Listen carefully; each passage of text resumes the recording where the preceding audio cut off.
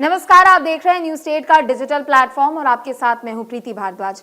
हम बात करने वाले हैं 8वें वेतन आयोग को लेकर, लेकिन इसमें सावधानी क्यों बरतनी है और कब बरतनी है इसके बारे में भी आपको हम बताएंगे। देखिए, लाखों कर्मचारी हैं, केंद्रीय कर्मचारी हैं, जिनको बेसब्री से इंतजार है कि 8वां वेतन आयोग जब लागू हो तो उनकी सैलरी बढ़े और जो एक पूरा सैलरी कैलकुलेट किया गया था, जो एक पूरा ग्राफ तय किया गया था, वो भी बढ़ जाए। लेकिन दूसरी तरफ चूंकि अभी थोड़ा समय लग रहा है और हमने देखा कि पिछले साल भी आयोग का गठन किया गया, हालांकि कब ये लागू होगा इसे लेकर कोई एक पर्टिकुलर डेट नहीं आया है।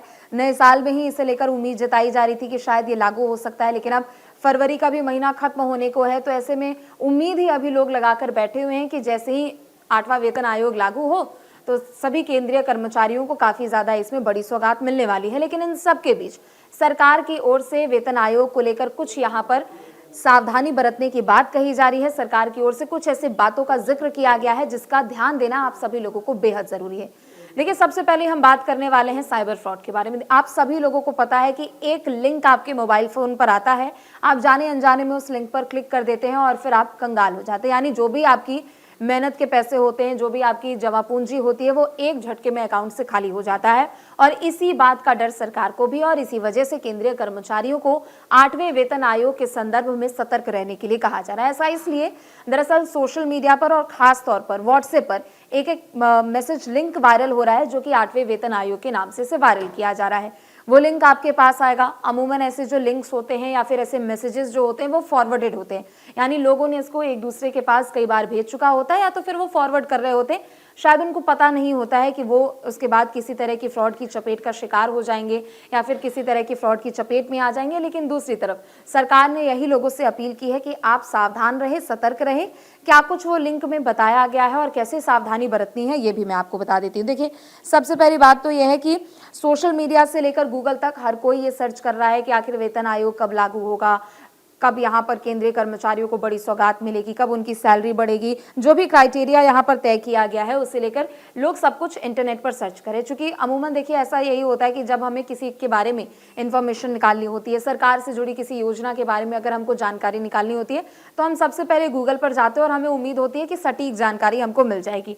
लेकिन आज के समय में क्या हो रहा है कि इंटरनेट पर इतनी ज्यादा भ्रम की स्थिति है और फेक न्यूज से लेकर दूसरी तरफ कुछ ऐसे लिंक्स आ रहे हैं जो कि आपको कंगाल तक भी कर सकते हैं।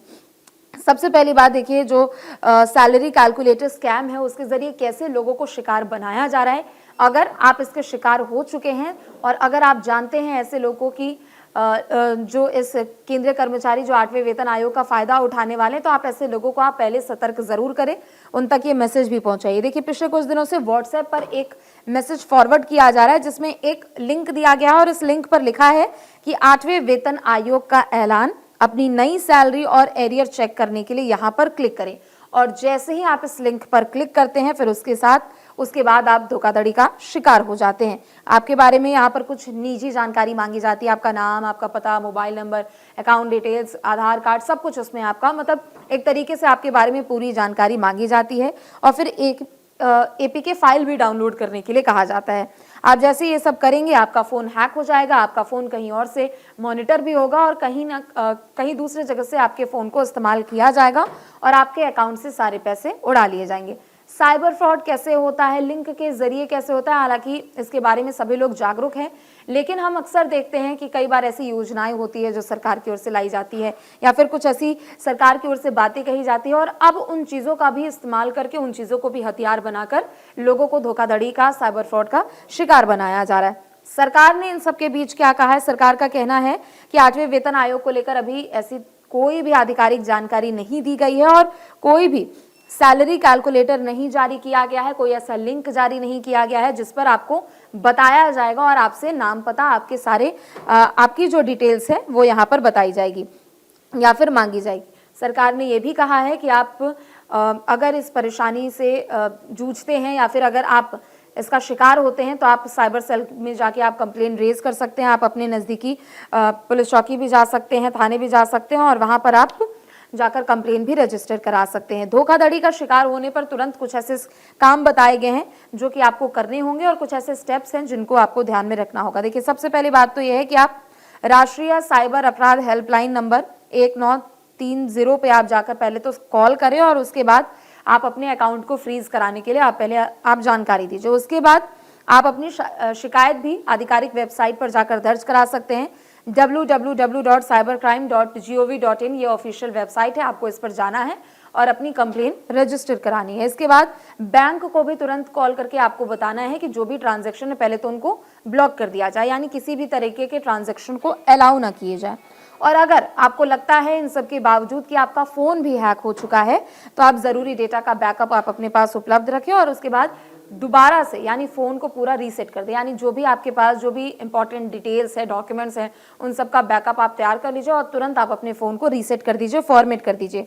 और सोशल मीडिया और फिर इसके अलावा जो भी आपके बैंकिंग पासवर्ड्स हैं या जो भी पासवर्ड्स आप अपने फोन में अगर आपने कभी सेव करके रखा हो और आपको ऐसा लगता है कि फोन हैक होने के बाद ये सभी जानकारियां पब्लिक हो सकती है, तो आप तुरंत सबसे पहले जाकर उन सभी पासवर्ड्स को चेंज करें। इसके अलावा कुछ ऐसी चीजें भी है जिनका ध्यान रखना आपको बेहद जरूरी है। सबसे पहली बात, किसी भी अनजाने नंबर से अगर आपको मैसेज आता है, कोई लिंक आता है, तो आपको उस पर टैप नहीं करना है। आपको लुभावने अगर ऑफर दिए जाते हैं, शेयर ट्रेडिंग का जिक्र किया जाता है, पैसे दोगुना करने का जिक्र किया जाता है, तो कभी भी आप इस स्कैम में मत फंसिए, क्योंकि अधिकतर जो धोखाधड़ी होती है वो यहीं से इसकी शुरुआत होती है। आपको पहले झांसा दिया जाता है कि आप ट्रेडिंग कीजिए, आप अगर 100 रुपये लगाएंगे तो आपको उसका इंटरेस्ट जो आएगा और जो भी उसका रिफंड आएगा वो 1000 रुपये आएगा। तो ऐसे ये जो लोक लुभावने ऑफर होते हैं, इनसे तो सबसे पहले बात आप दूरी बनाए रखिए।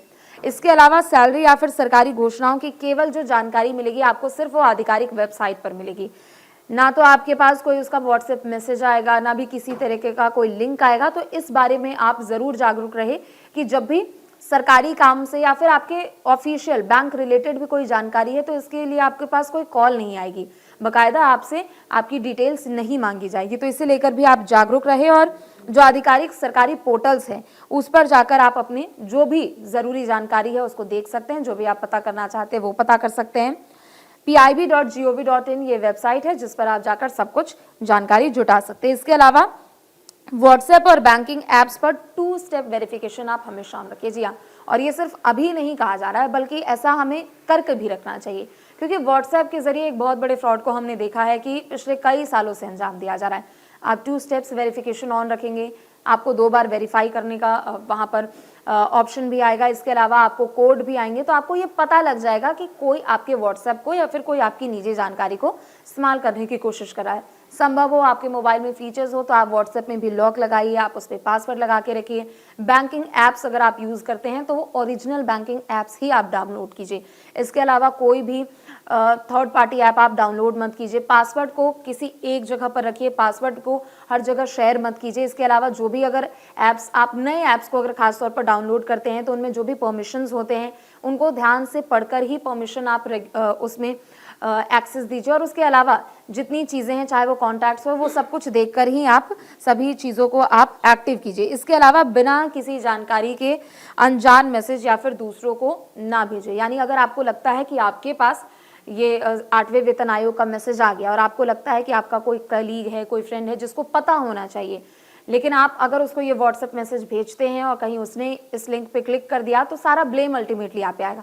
तो ऐसी चीज़ों से दूर रहे जिसके बारे में आपको भी जानकारी ना हो, जिस चीज़ के बारे में आपको अगर भ्रम हो तो उसके बारे में भी लोगों को जागरूक जरूर करें। फिलहाल के लिए बस इतना ही। आप देखते रहे न्यूज स्टेट। नमस्कार। आपके मोबाइल पर तुरंत आएगी ब्रेकिंग न्यूज, स्क्रीन पर सबसे पहले दिखेगी बड़ी खबर, देश दुनिया की हर खबर एक जगह। अब आपके मोबाइल पर तुरंत फटाफट इंस्टॉल कीजिए न्यूज नेशन ऐप और रखिए खुद को अपडेट।